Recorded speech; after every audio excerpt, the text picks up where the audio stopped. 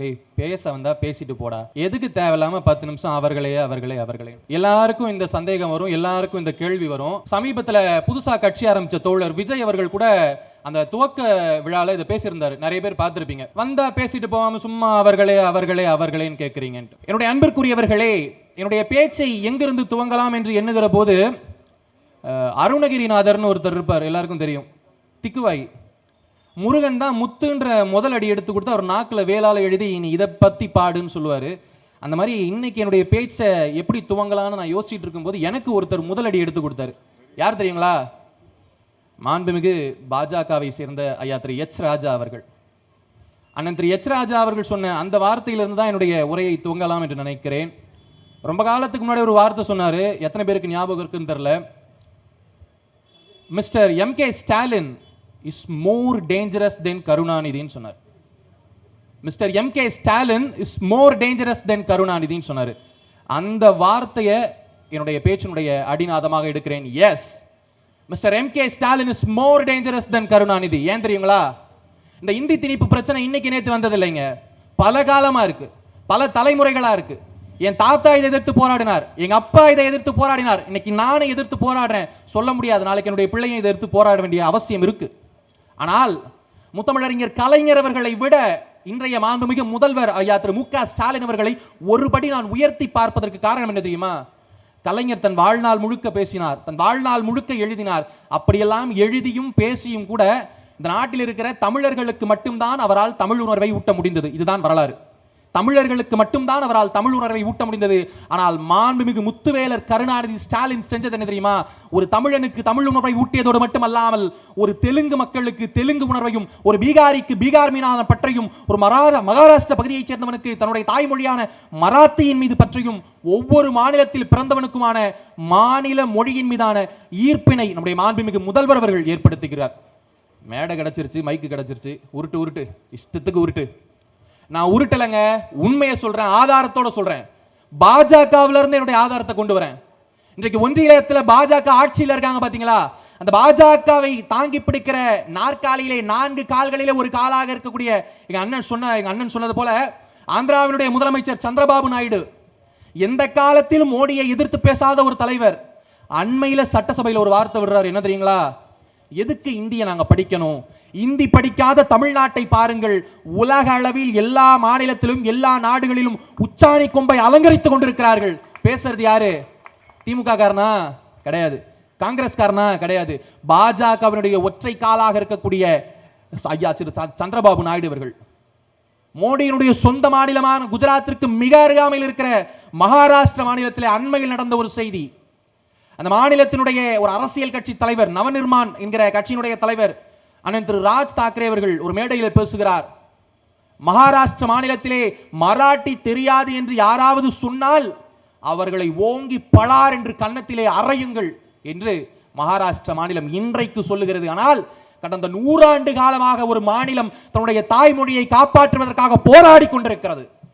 இன்னைக்கு தமிழ்நாட்டை பார்த்து மகாராஷ்டிராவும் ஒரிசாவும் ராஜஸ்தானும் குஜராத்தும் வங்காளம் தன்னுடைய தாய்மொழியை எப்படியாவது காப்பாற்ற வேண்டும் என்கிற அந்த தாய்மொழி பற்றை ஒரு மாநிலம் கொண்டிருக்கிறது என்று சொன்னால் அதற்கு மிக முக்கியமான காரணம் எங்கள் ஐயா திரு மாண்புமை முதல்வர் Thiru Muthuvelar Karunanidhi Stalin. Yes, mister M K. Stalin is more dangerous than Karunanidhi. Karunanidhi தமிழர்களை மட்டும்தான் உசுப்பி விட்டார். எங்கள் ஐயா திரு முத்துவேலர் கருணாநிதி அவர்கள் தமிழரை மட்டும் உசுப்பவில்லை, ஒரு ஒரிசாக்காரனையும் வங்காளியும் குஜராத்தியும் பீகாரியும் உசுப்பி விட்டுக் கொண்டிருக்கிறார். இந்தியா மொத்தமும் உங்களுக்கான எதிர்ப்பு கனல் கொழுந்து விட்டிருக்கிறது. எச்சரிக்கை. என் அன்பிற்குரியவர்களே, நிகழ்ச்சியினுடைய பின்னாடி தமிழ்நாட்டை சேர்ந்த காவலர்கள் இருக்காங்க. இந்த இந்தி திணிப்பை வெறும் இந்தி திணிப்பா மட்டும் பார்க்காதீங்க. இந்தி திணிப்புன்றது ஒரு அடையாளம் மட்டும்தான். உண்மையிலே இந்தி திணிப்பினுடைய கருவாக இருக்கக்கூடியது புதிய கல்விக் கொள்கைன்ற ஒண்ணு. அந்த புதிய கல்விக் கொள்கை எந்த காலத்திலும் நம்மால் ஏற்றுக்கொள்ள முடியாது. ஏன்? உதாரணமா சொல்றேன். நாம படிக்கிற படிப்பும் ஒன்றிய அரசு கற்பிக்கிற படிப்பும் எந்த காலத்திலுமே ஒன்னா இருந்ததில்லை. இந்த நிகழ்ச்சி முடிஞ்சிட்டு போகும்போது பின்னாடி காவலர்கள் இருப்பாங்க, அவங்க கிட்ட கேளுங்களேன், இந்தியாவினுடைய முதல் விடுதலை போராட்டம் எப்ப நடந்துச்சுன்னு கேளுங்க. தயக்கமே இல்லாமல் சொல்லுவாங்க தமிழ்நாட்டில் நடந்துச்சுட்டு. ஆனா ஒன்றிய அரசினுடைய அதிகாரிகள் யாரா இருந்து கேட்டு பாருங்க, ஒத்துக்கவே மாட்டான். அவர்களை பொறுத்தவரையில் 1857 வடநாட்டிலே நடந்தது மட்டும்தான் இந்தியாவுடைய முதல் சுதந்திர போர். நம்ம எல்லாருக்குமே தெரியும், இந்தியாவினுடைய விடுதலைக்காக முதலிலே பாடுபட்ட பெண் போராளி யாருன்னா அம்மா வேலு நாச்சியார் நம்ம எல்லாருமே தயக்கம் இல்லாமல் சொல்லுவோம். ஆனா ஒரு வடநாட்டுக்காரனை ஒத்துக்க சொல்லுங்க பார்ப்போம். ஒன்றிய அரசுடைய கல்வி பாடத்திட்டத்தில் ஒரு புத்தகத்தில் காட்ட சொல்லுங்க பார்ப்போம். இருக்காது. அவர்களை பொறுத்தவரையிலே முதல் பெண் சுதந்திர போராளி என்பவர் ஜான்சி ராணி தான். வேலு நாச்சியாரை அவங்களை ஏத்துக்க மாட்டாங்க. உங்களுக்கு வேற வரலாறு, எங்களுக்கு வேறு வரலாறு என்று இருக்கிற போது நீங்கள் வகுத்து தருகிற பாடத்திட்டத்தை எப்படி எங்கள் பிள்ளைகள் படிப்பாங்க? ஒருவேளை சரிப்பா திமுக இல்ல, ஒருவேளை அந்த பாடத்திட்டம் வந்துருச்சு, நம்ம பிள்ளைங்களாம் எப்படி இருப்பாங்க? சூப்பரா போயிருவாங்களோ? ஆகா, என் பிள்ளைங்க அப்படி போயிடும். அப்படிலாம் ஒன்றும் கிடையாது. இன்னைக்கு இங்க இருக்கிற எல்லாருக்கும் ஒரு மத நம்பிக்கை இருக்கு. யாரும் மத நம்பிக்கை இல்லாதவங்களாம் இல்லை. எங்க அண்ணன் சோமசுந்தரம் அண்ணன் வீட்டுக்கு போயிருந்தேன். அது வீடா கோயிலான்னு தெரியல, அவ்வளோ அழகா மெயின்டைன் பண்ணியிருந்தாங்க. கோயில் மாதிரியே இருந்துச்சு. இங்க இருக்கிற எல்லாருக்குமே ஒரு மத நம்பிக்கை இருக்கு இல்லைங்களா? ஆனா மத நம்பிக்கை வேற, மூட நம்பிக்கை வேற. நம்முடைய அறிவியல் மத நம்பிக்கை மட்டும்தான் ஏற்றுக்கொள்கிறது, மூட நம்பிக்கை ஏத்துக்கல. இங்க இருக்கிறவங்க நம்ம யாருக்குன்னா தலைவலி வந்துச்சுன்னா கோயிலுக்கு போவோம், சாமியை பார்ப்போம், விபூதி வைப்போம், நேராக போயிட்டு டாக்டரை பார்ப்போம். திருநீர் வச்சிட்டா போவோம், என் தலைவலி போயிடும், நீங்க யாரும் வீட்டில் போய் படுக்கிறது இல்லைங்க, மருத்துவமனைக்கு போவோம். இது நம்முடைய அறிவியல், நம்முடைய கல்வி திட்டம், நம்முடைய அறிவு இதுதான். ஆனா பாஜக ஆளுகிற ஒன்றிய வடக்குல எப்படி நடக்குது தெரியுமா? உதாரணத்துக்கு ஒரு 2-3 விஷயத்த சொல்றேன். ஒரு அம்மாவுக்கு ஒரு மாசத்துக்கு முன்னாடி பாம்பு ஒன்று கடிச்சிருச்சு. இங்க யாருன்னா பாம்பு கடிச்சா என்ன பண்ணுவீங்க? பாம்பு கடிச்சா என்னக்கா பண்ணுவீங்க? ஹாஸ்பிட்டலுக்கு போவீங்க, இல்லைனா அந்த காயத்தை கீறி ஏதாவது நாட்டு மருந்தாச்சு உடனடியாக போடுவீங்க. ஆனா பாம்பு கடிச்ச அந்த அம்மாவை அப்படியே தூக்கி ஒரு தொட்டி நிறைய சாணியை நிரப்பி அந்த சாணியில முக்கி வச்சுட்டாங்க. 1 மணி நேரம் கழிச்சு அந்த அம்மாவை தூக்கி பார்க்குறாங்க, செத்த பிணமாக அந்த தாய் மேலே வருகிறார். இதுதான் அவர்களுடைய அறிவியல். ஒரு குழந்தை பிறந்த 6 மாசமா அழவே இல்லையாம். நம்ம தாத்தா பாட்டியா இருந்தா என்ன பண்ணுவாங்க? உரம் ஏதாவது விழுந்துச்சான்னு தட்டி பார்ப்பாங்க, இல்லை ஏதாச்சும் மருந்து ஏதாவது கொடுத்து பார்ப்பாங்க, இல்லை நேராக தூக்கிட்டு ஹாஸ்பிட்டலுக்கு போவோம். ஆனால் வடக்கு என்ன தெரியுமா நடந்திருக்கு? நேராக தூக்கிட்டு ஒரு சாமியார் கிட்ட போயிருக்காங்க. அவன் உண்மையான சாமியாரா போலி சாமியாரான்னு கூட தெரியல. அந்த கை குழந்தைய காலில் கைத்தை கட்டி தலைகீழ நெருப்புக்கு மேலே தொங்க விட்டுருக்காங்க. நினைச்சு பாருங்க, ஒன்றிய அரசினுடைய புதிய கல்வி திட்டம் வந்தால் தமிழ்நாடு இப்படிப்பட்ட அறிவியல் அறிவற்ற மாநிலமாக மாறி போகும். ஒரு பச்சை குழந்தைய காலில் கைத்த கட்டி நெருப்புக்கு மேல தொங்க விட்டுருக்காங்க. அந்த குழந்தையுடைய கண்கள் அவிந்து அந்த குழந்தை துடிதுடிச்சு செத்து போச்சு. இப்படி ஒரு அறிவற்ற மாநிலத்தை வகுத்து கொண்டு இருக்கிற ஒன்றிய அரசு தான் முன்னோக்கி ஒரு முன்னுதாரணமாக இருக்கக்கூடிய தமிழ்நாட்டினுடைய அறிவியலை இன்றைக்கு கேள்வி பேசிக் கொண்டிருக்கிறது. என்னுடைய அன்பிற்குரியவர்களே, இன்றைக்கு கல்வித்தரத்தை குறித்து பேசுவதற்கு ஒன்றிய அரசு எப்படி துணியுதுன்றது எனக்கு தெரியல. ஒரு மாநிலத்தை உதாரணத்துக்கு சொல்றேன். இன்னைக்கு இங்க இத்தனை பேர் இருக்கீங்க, பின்னாடி தம்பிமார்கள்லாம் இருக்கீங்க. தம்பிமார்களா அண்ணன்மார்களாம் தெரியல, வயசுல மூத்தவங்க கூட இருக்கலாம், மன்னிச்சுக்கோங்க. தயவு செஞ்சு உண்மையை சொல்லுங்க, உங்கள் தாய்மார்கள்ல தகப்பன்மார்கள் எத்தனை பேர் கூலி வேலை செய்யறாங்க? கை தூக்குங்க. சும்மா பைபிளான் கை தூக்குங்க. அத்தனை பேருடைய வீட்லயும் கூலி வேலை செய்யறவங்க இருக்காங்கல்ல. இப்ப இந்த மேடையில நின்றுட்டு திமுக மேடையில இருந்து நான் சொல்றேன், யார் யார் வீட்டில் பெத்தவங்க தாய் தகப்பன் கூலி வேலை செய்கிறாங்களோ அவங்க வீட்டு பிள்ளைங்களாம் கூலி வேலை தான் செய்யணும், நீங்கள் படிக்கக்கூடாது அப்படி நான் சொன்னால் நீங்கள் என்ன பண்ணுவீங்க? பாவம், அங்கே ஒருத்தர் கல்லெல்லாம் வேற தூக்குறாரு இல்லைங்களா? கல் பறக்கும்னு நினைக்கிறேன். நான் சொல்லும் போது உங்களுக்கு சிரிப்பாக இருக்கு, ஆனால் இதை ஒரு திட்டமாக ஒன்றிய அரசு வகுத்திருக்கிறது நண்பர்களே. விஸ்வகர்மா திட்டம் என்கிற ஒரு திட்டம், தயவு செஞ்சு புரிஞ்சுக்கோங்க. அந்த விஸ்வகர்மா திட்டம் என்னன்றதை புரிஞ்சுக்கோங்க. நீங்க பல நடிகர்களை பாருங்க, விசில் அடிங்க, கை தட்டுங்க, அவர்கள் பின்னாடி போங்க, எனக்கு அதை பத்தி கவலை இல்லை. ஆனா அந்த நாட்டினுடைய அரசியலை தயவு செஞ்சு புரிந்து கொள்ளுங்கள். இந்த விஸ்வகர்மா திட்டம் ஒன்றே போதும், ஒன்றிய அரசு எப்படிப்பட்ட கல்வியை நமக்கு தருகிறது. என் அப்பா கல்லு அடிக்கிற அந்த தச்சரா இருந்தாருன்னா நான் கல் தைக்க தச்சரா கத்துக்கணுமா? அதுக்கு ஒன்றிய அரசு எனக்கு மானியம் கொடுக்குமா? எங்க அப்பா செருப்பு தைக்கிறாருன்னு வச்சுக்கோங்க நண்பர்களே, கூலி தொழிலாளருடைய பிள்ளைகளே, உங்களுக்கு தான் சொல்றேன். உங்க அப்பா அம்மா செருப்பு தைக்கிறாங்கன்னு வச்சுக்கோங்களேன், நீங்க படிச்சு கலெக்டர் ஆகக்கூடாது, நீங்க படிச்சு டாக்டர் ஆகக்கூடாது, நீங்க படிச்சு போலீஸ் ஆபீசர் ஆகக்கூடாது, நீங்களும் அதே செருப்பை தைக்க கத்துக்கணும். ஒன்றிய அரசு உங்களுக்கு உதவித்தொகை கொடுக்கும். உங்க அப்பா அம்மா கூலி வேலை செய்யறாங்க, உங்க அப்பா அம்மா தோட்ட வேலை செய்யறாங்கன்னா நீ படிச்சு டாக்டர் ஆயிடக்கூடாது. நீ எப்படி டாக்டர் ஆவ? உனக்கு அந்த அகிருது கிடையாது, உனக்கு அந்த தகுதி கிடையாது. நீயும் அதே ஒரு தோட்டக்காரன் வேலைக்கு தான் போகணும். அதுக்கு நான் உனக்கு நான் ஊதியம் கொடுக்கிறேன். இதுதான் ஒன்றிய அரசு வகுத்திருக்கிற கல்வி திட்டம், புதிய கல்வி திட்டம். இந்த புதிய கல்வி திட்டத்தை பேசுகிற ஒன்றிய பாஜக அரசை தான் அண்மையிலே ஐயா திரு எடப்பாடியார் அவர்களும் சந்தித்தார். அண்ணன் திரு சீமான் அவர்களும் நேத்து போய் சந்திச்சுட்டு மேடையில பேசுறாரு. நான் கூட என்னமோ நினைச்சேன், அந்த மனுஷனை கொஞ்சம் கூட யோசிக்காம மேடையில பேசுகிறார். உலகம் முழுக்க சென்று தமிழினுடைய பெருமையை ஐயா மோடி அவர்கள் பரப்புகிறாராம். சொல்றது யாரு? அண்ணன் சீமான். சந்தேகம் இருந்தா தேடி பாருங்க, அவர் பேசினது இன்னைக்கு வீடியோல இருக்கு. அண்ணன் திரு சீமான் அவரிடம் ஒரே ஒரு கேள்விதான் நான் கேட்கிறேன். ஒட்டுமொத்த இந்தியாவிலையும் வெறும் 24,000 பேர் மட்டுமே பேசுகிற சமஸ்கிருதத்திற்கு ஒன்றிய அரசு ஒதுக்கி இருக்கிற நிதி எவ்வளவு தெரியுங்களா? 2869 கோடி. எத்தனை? வெறும் 24,000 பேர் மட்டுமே பேசுகிற சமஸ்கிருதத்துக்கு 2869 கோடி. ஆனால் 8 கோடி பேர் பேசுகிற தமிழுக்கு அவர்கள் ஒதுக்கிய நிதி வெறும் 100 கோடி.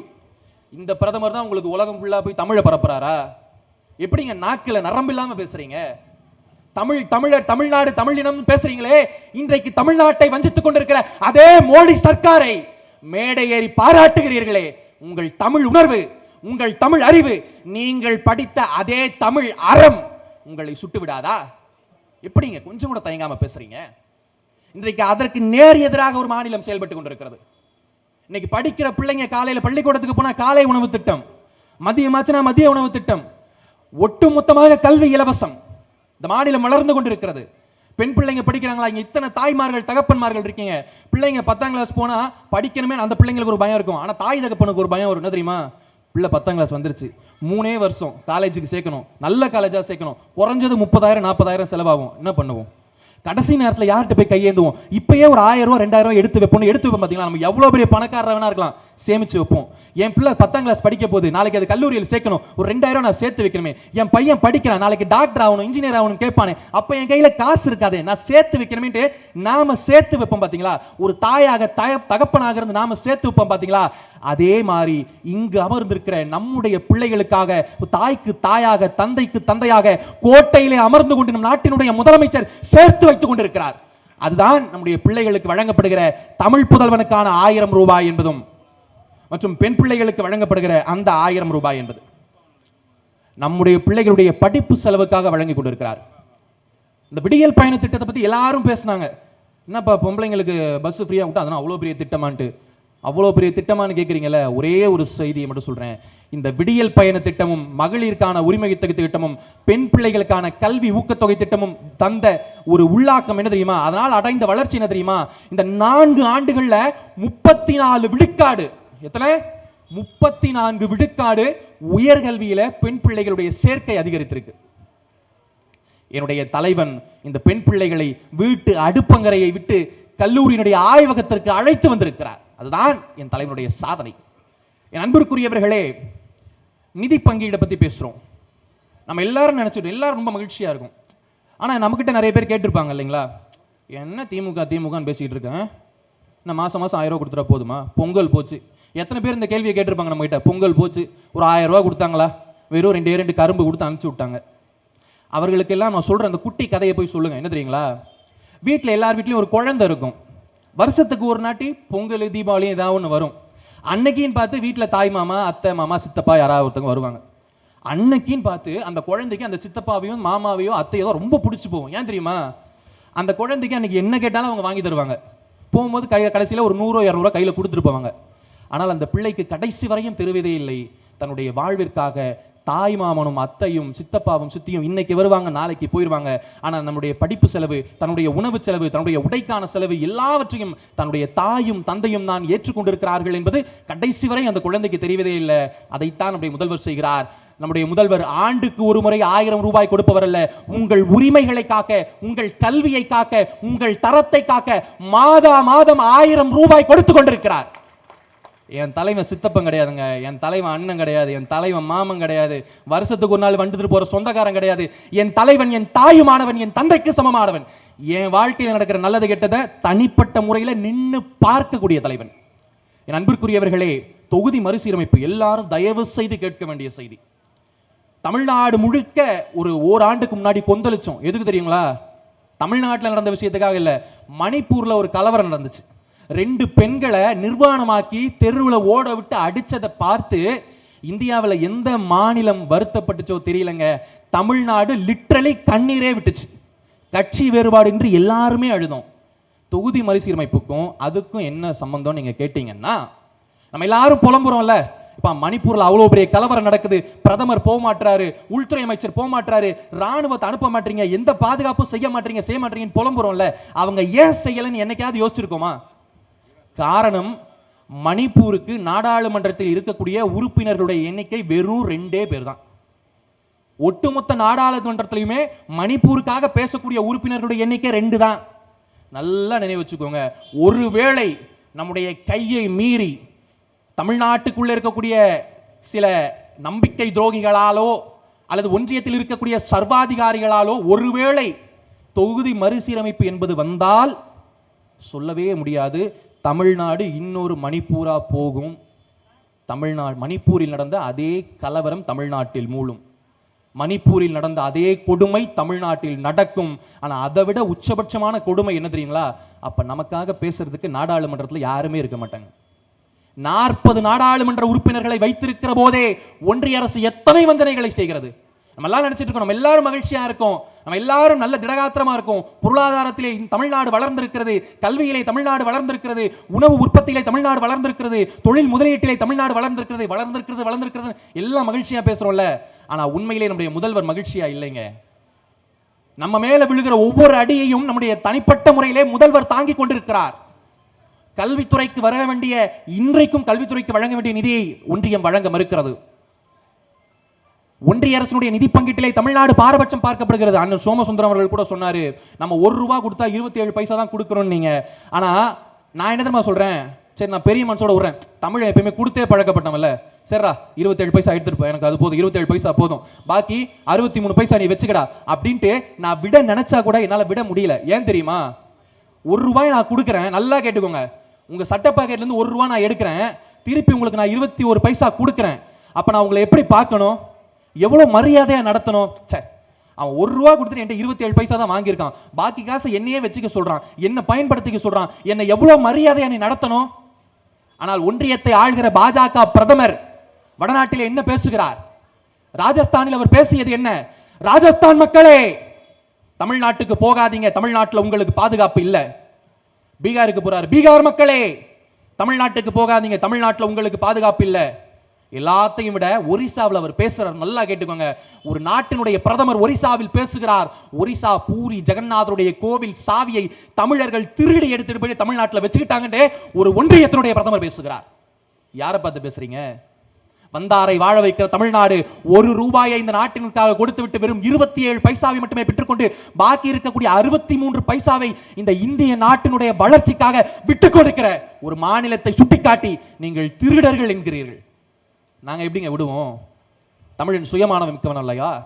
தமிழனுக்கு என்ற தனி தன்மானம் இல்லையா?